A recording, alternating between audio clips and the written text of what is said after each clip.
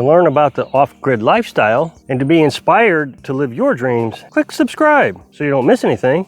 Hit the bell notification.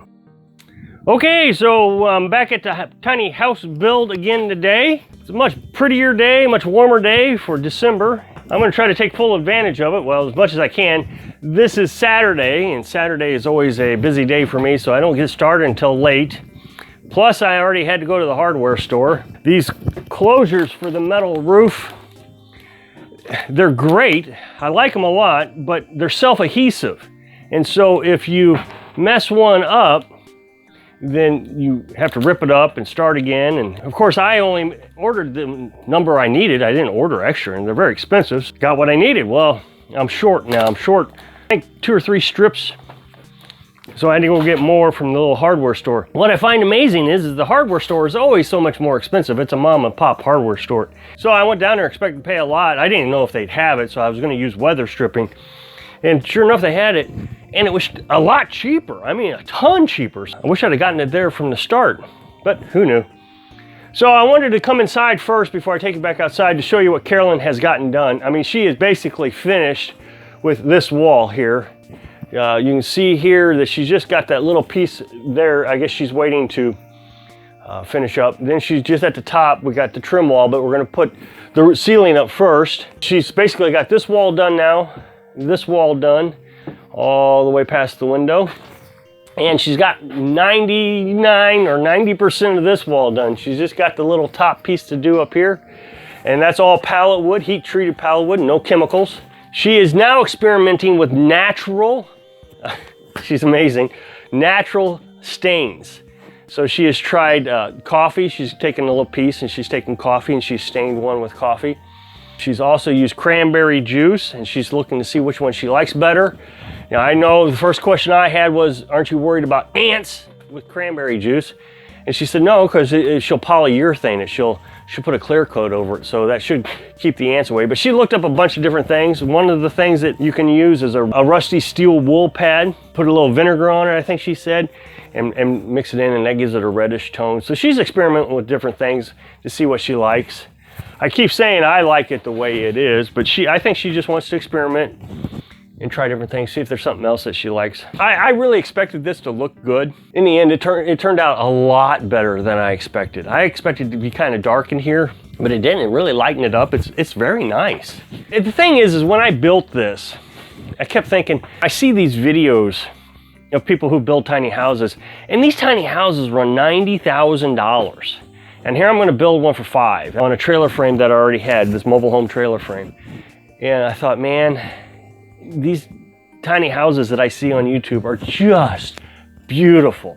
And they've got all kinds of little nooks and crannies and things that fold up and down. And I'm thinking, I'm never going to be able to do anything like that. And the walls are always just beautiful walnut or, you know, whatever. And I had no idea that we would be able to do anything like that.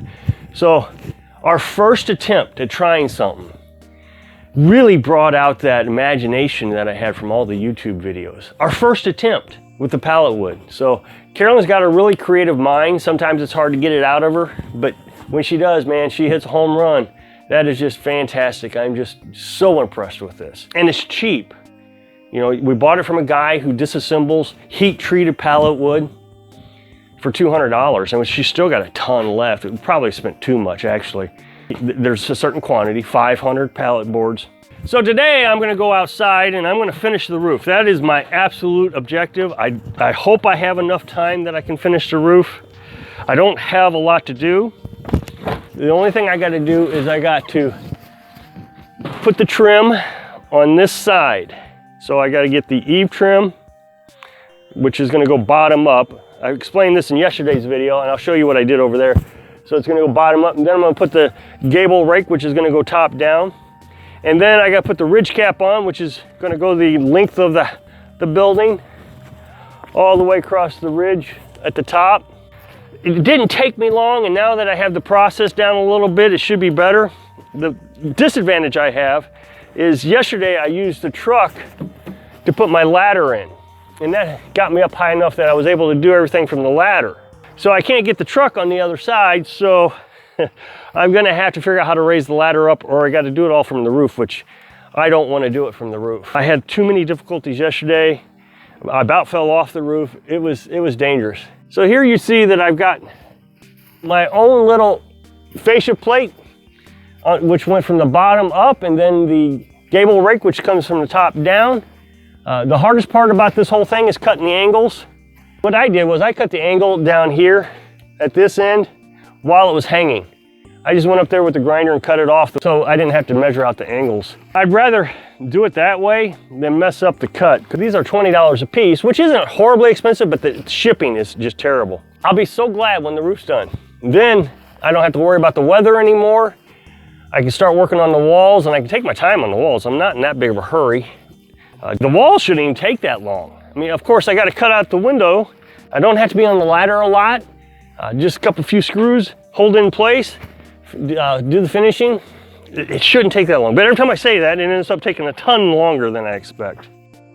So when I bought this trim, it comes in certain lengths, 12-foot lengths, 10-foot lengths, 14-foot lengths, and it's all different lengths depending on what you're getting.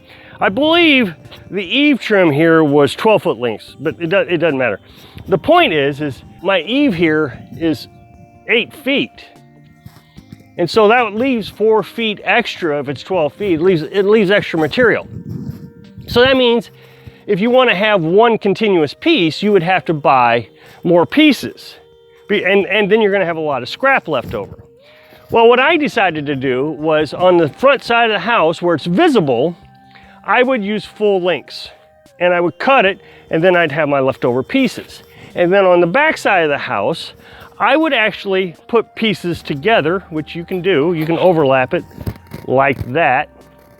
That way I don't have to buy full length. The thing is, it's going to be pretty hidden because there's going to be a porch here. And so when you look up, you'll never see it anyways. It's not even really decorative. It's just for protection purposes to keep everything dry. The thing is if your building is longer than the length of the trim anyways, you're gonna have to splice it together. So this is 18 feet right here. And these lengths, like I said, were 12. So that meant I had to have 2 pieces. And right there, I don't know if you can see it, there is a seam. It's not completely seamless. When I cut this, I had to cut it at an angle for the other side of the building on both ends. So it's a mirror image. So I don't have to do any cutting here on this first piece. Now, the important part is that you make sure that you overlap it correctly. So it's going to be angled up like this.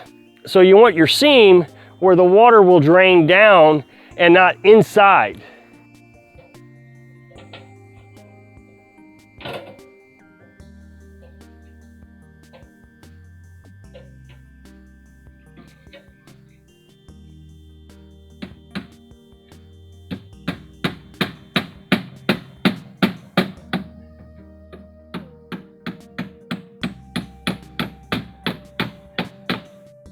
Okay, so this is the gable rake.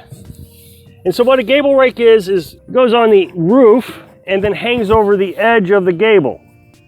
So this side's on the roof, this is on the gable. You're supposed to put a piece of 2-sided sticky tape on the roof side.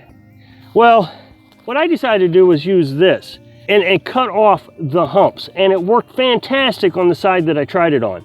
And this is just self-sealing stuff. It sticks right, see, it sticks to everything. And all you have to do is just stick it right on there. And then I just take my knife and it cuts real easy, it just trims right off.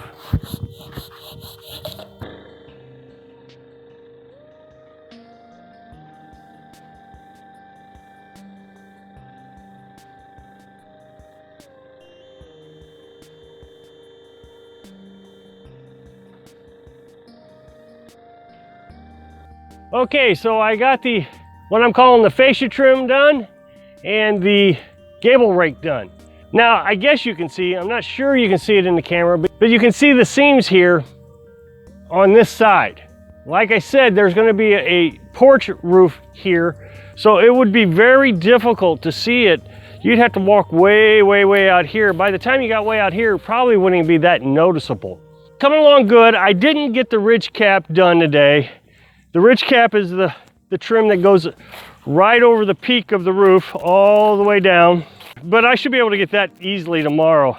I don't know how well you can see it in the camera, but I think it looks absolutely beautiful with the brown and the tan. So now just imagine the walls will be a tan color, the corners will be brown.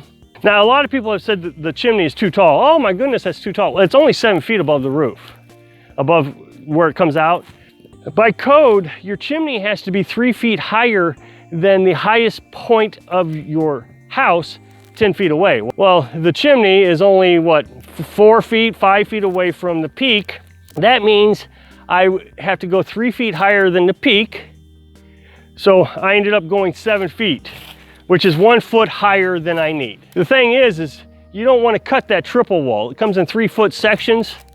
So you want to keep those sections together. So that's why it's 1 foot higher than it needs to be. So I hope I can inspire you to do something that makes you feel great when accomplishing your dream. Thanks for watching.